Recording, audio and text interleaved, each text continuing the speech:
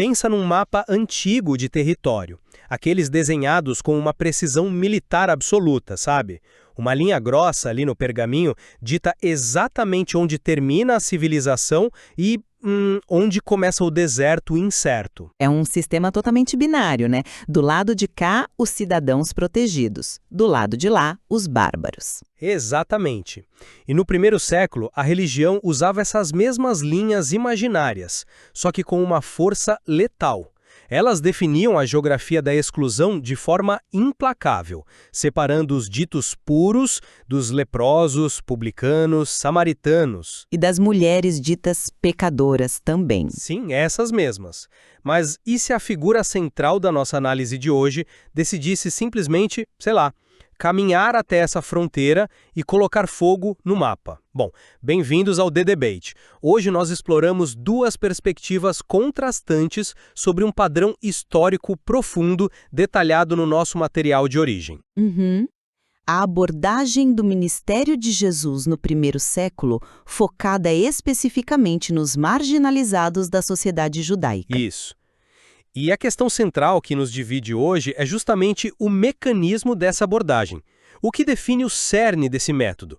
A essência era a aceitação incondicional e a desconstrução radical de rótulos sociais, ou era primariamente uma confrontação transformadora que usava a misericórdia só como uma ponte necessária para o arrependimento? É uma distinção crucial. Com certeza. Eu sustento a primeira posição. A verdadeira ruptura que Jesus trouxe foi tipo colocar a graça em primeiro lugar absoluto. Uma dinâmica onde a aceitação obliterava os rótulos sociais sem exigir absolutamente nenhuma mudança moral prévia. Mas olha, o meu ponto de partida é estruturalmente diferente do seu. Para mim, a aceitação era só o veículo. Se a gente para apenas na aceitação, nós perdemos a engrenagem principal da história. Como assim, a engrenagem principal? O verdadeiro motor do ministério dele era a confrontação honesta do pecado. Uma confrontação que exigia um novo começo real e palpável. E isso era uma transformação moral que a religiosidade formal da época era simplesmente incapaz de produzir, sabe? Porque estava ocupada demais apenas condenando as pessoas. Mas para a gente entender essa mecânica, nós precisamos olhar para como a sociedade do primeiro século funcionava na prática. O material de origem destaca que a graça sempre precede a mudança. O texto diz isso. A Judéia operava num sistema de mérito e pureza que era, no fundo, uma moeda de troca social e econômica. Não era só sobre higiene ou moralidade, entende? Se você fosse um leproso, a lei exigia que você andasse com roupas rasgadas, berrando impuro na rua. Sim, para garantir que a pureza dos outros não fosse contaminada pelo toque. Exato! O isolamento era a regra básica de sobrevivência do sistema. E o que Jesus faz? Ele não estabelece condições. Ele não chega para o leproso e diz: vá ao sacerdote, cure-se e então a gente conversa. Certo, ele não faz isso. Ele simplesmente cruza essa fronteira. Ele contorna as regras da ortodoxia para falar com a mulher samaritana. Ele toca no leproso isolado. O elemento central aqui é enxergar a pessoa. Ele via nome, história e destino. Onde a sociedade via só um diagnóstico amaldiçoado, ou uma traição política, no caso dos publicanos. Exatamente. E ao fazer isso, o método dele é a própria aceitação. A cura começa no exato instante em que ele recusa a regra do distanciamento. Eu entendo o seu ponto, mas você está focando muito na ação física da aproximação.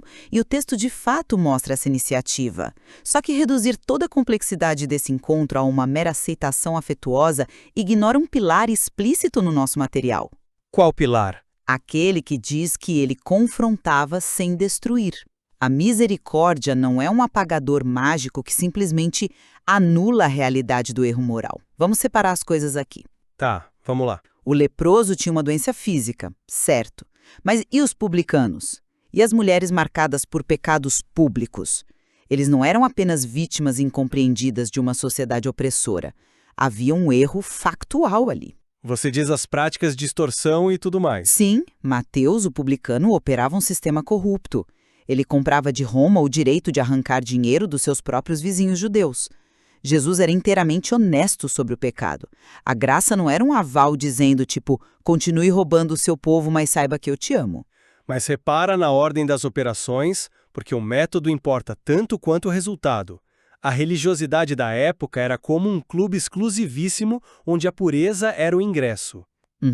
Se você é impuro, fica de fora. E a iniciativa de Jesus, ao ir fisicamente até a Samaria ou tocar o leproso, é ele essencialmente ignorando seguranças na porta desse clube.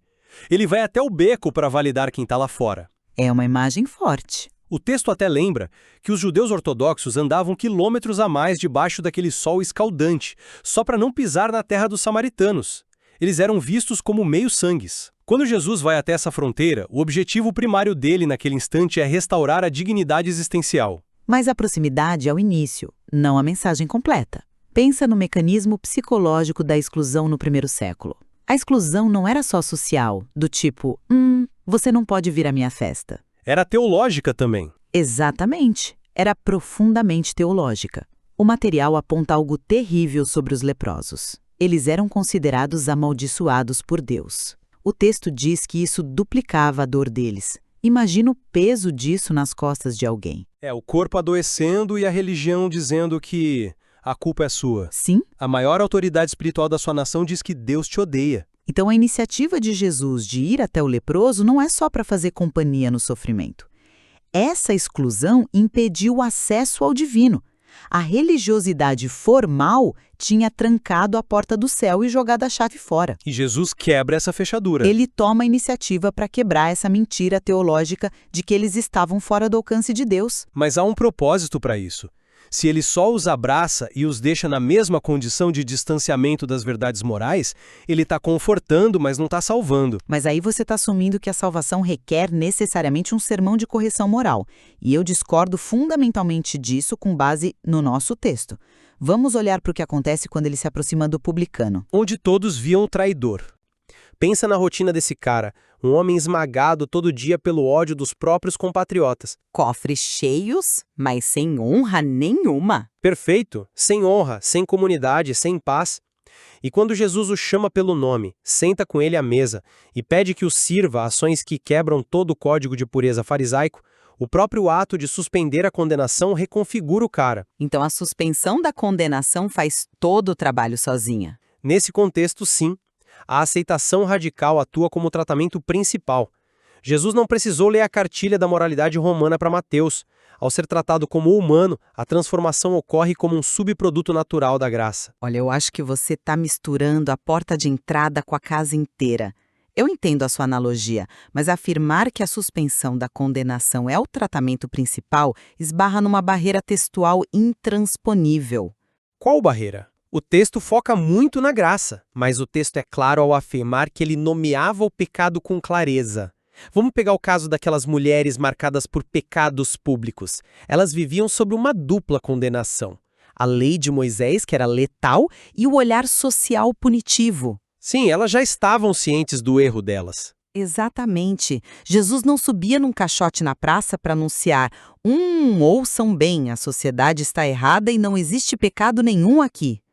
O erro público era um fato consumado. O que ele fazia era mostrar que o método da sociedade para lidar com o erro estava apodrecido. O sistema excluía sem apelação. Instância de apelação. Ele usava a verdade não como a pedra que os fariseus queriam atirar, sabe? Mas ainda assim era verdade. Ele nomeava a disfunção moral não para humilhar, mas porque você não pode curar uma ferida fingindo que ela é uma tatuagem bonita. É uma boa frase, mas eu rejeito a ideia de que a verdade sobre o erro era o foco, porque o texto estrutura a ordem dos eventos de maneira muito subversiva. Jesus acolhia antes de transformar. Sim, a ordem é invertida. E essa cronologia destrói o sistema farisaico. O fariseu dizia, tipo, limpe-se da sua lepra, pague de volta os impostos que você roubou, faça tudo isso e nós deixamos você entrar na sinagoga. A ordem deles era purificação e depois contato. E Jesus traz o contato impuro primeiro. Exato. Contato impuro primeiro, purificação como consequência.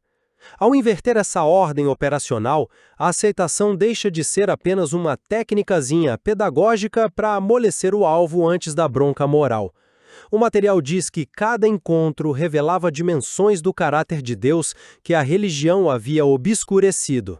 Mas os fariseus já deixavam clara a aversão de Deus ao pecado. Sim, isso nunca esteve obscurecido. O que o sistema tinha escondido completamente era a face da graça absoluta. Eu concordo que a ordem é invertida, e isso é brilhante historicamente. Mas contato primeiro, purificação como consequência, ainda significa que a transformação moral é inegociável.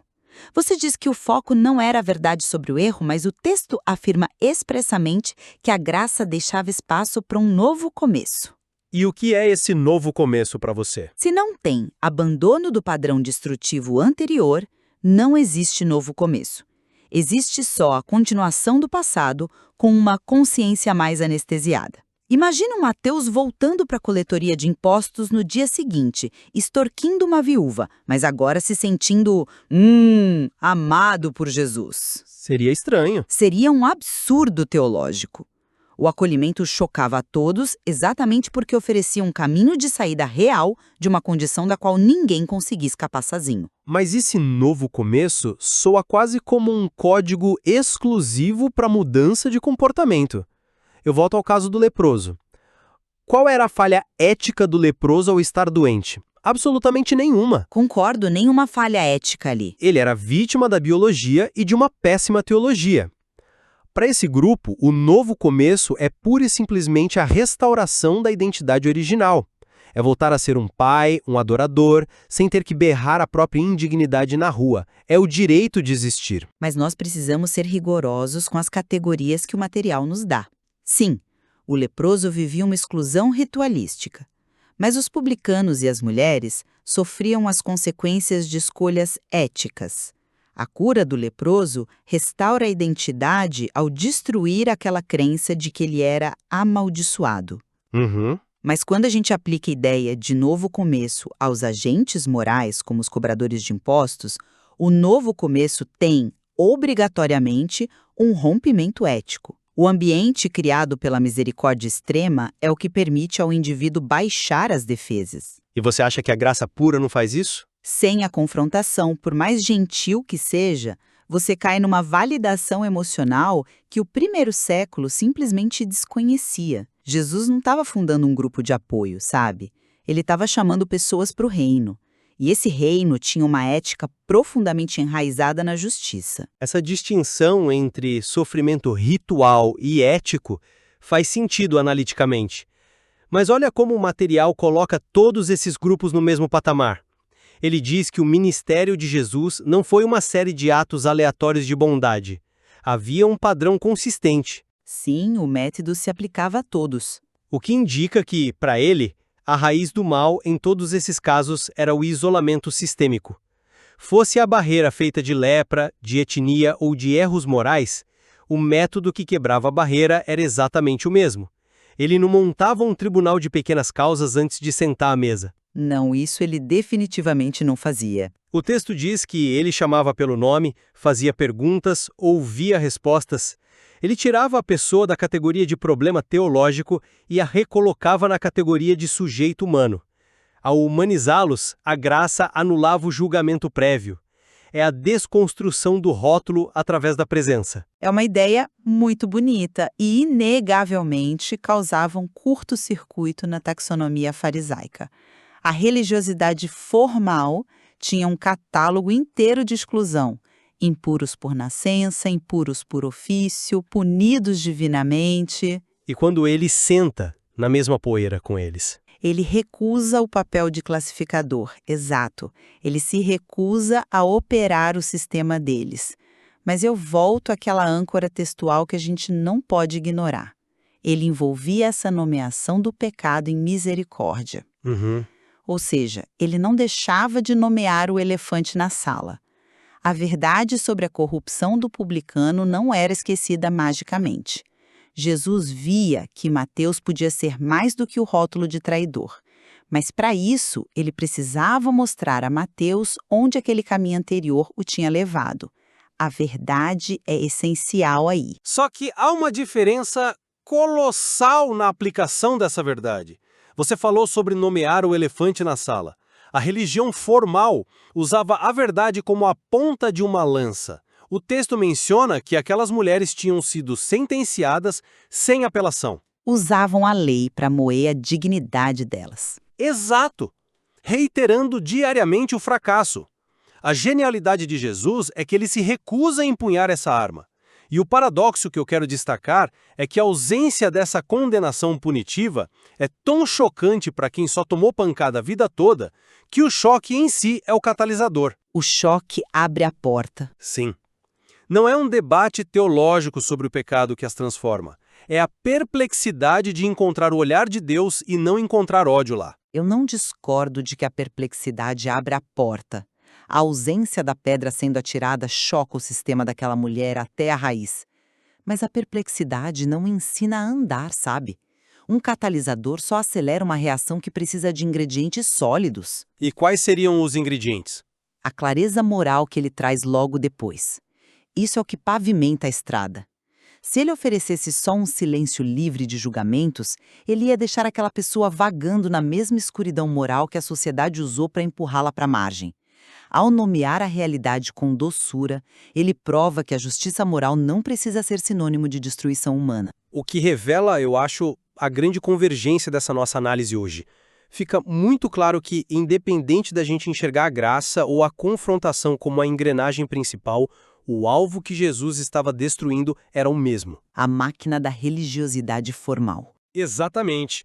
O material nos mostra um sistema do primeiro século que funcionava não para curar a sociedade, mas para isolar o saudável do doente. Uma política de sobrevivência baseada em jogar quem não se enquadrava direto no abismo. Era uma burocracia do sagrado que se tornou totalmente perversa. Uma alfândega corrupta, onde o pedágio para se aproximar de Deus era pago com uma pureza que grupos como os leprosos nem tinham como alcançar. Impossível para eles. Jesus entra nesse cenário e desmascara tudo. Ele mostra que as regras daquela maneira fria como eram aplicadas falhavam em representar o caráter de Deus. Ele subverteu a ideia de pureza. Em vez da impureza do mundo contaminá-lo, a pureza dele é que era contagiosa e curava o mundo. Perfeito. Ao tratar essas categorias como indivíduos, portadores de nome e história, ele mostrou que o divino não se contamina pelo toque do profano. A complexidade do material é justamente como equilibrar essas forças, sabe? A graça entrando no nível mais profundo da exclusão e pavimentando uma nova direção. É a tensão eterna entre acolher profundamente e desafiar radicalmente. Amar a pessoa onde ela está, lá no fundo do poço, mas não deixá-la se afogá-la. Lembra do mapa antigo que a gente comentou no começo? Aquela linha rígida dividindo puros e impuros. O padrão desse ministério no primeiro século mostra que ele não queria só empurrar a linha um pouco mais para lá. Ele caminhou até a fronteira, riscou fósforo e queimou o mapa inteiro. Substituindo a geografia do mérito pela proximidade da graça. Fica o convite para você, nosso ouvinte, continuar mergulhando no nosso material de origem, avalie como essas dinâmicas operavam e tire suas próprias conclusões. Tem muita coisa ainda para ser explorada nesse texto. Sem dúvida. Muito obrigado por nos acompanhar em mais uma análise no The Debate. Até a próxima!